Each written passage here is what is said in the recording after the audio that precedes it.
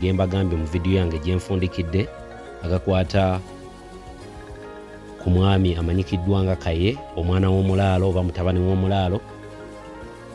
Weewaawo bangi tebantegedde mu video yange evuddeko, naye nabadde njagala kubabuulira nti omwana w'omulaalo mulamu.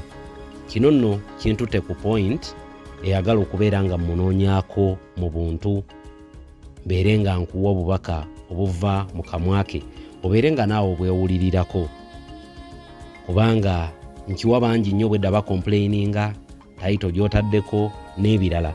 But I wanted to refute buli kintu kyonna kye mubadde muwulira ku media ekibadde kitambula ekikwatagana ku mukulu ono Kaye omwana w'omulaalo. Era nga audio eno gye ngenda okuplayingira evudde direct kuva gyali ng'akuyongera okukulambikira ng'akubuulira nti weewaawo ebyayogeddwa ku mawulire byabaddewo, waliwo embeera eyabaddewo n'ebintu ebirala. Kamala okuwa audio eno ate oluvannyuma tugenda kubeera nga tuddiŋŋana tuyongera okuwayaŋŋana, Omukama akumpeere obulamu obulungi.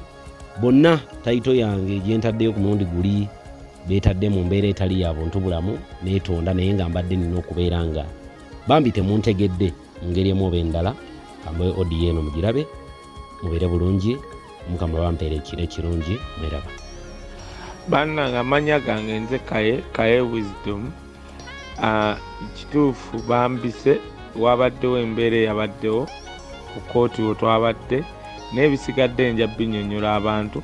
Siri mu Uganda, ninako wendi nja kubanga nnyonnyola abantu naye nga sinnafa ndi bulungi. Thank you.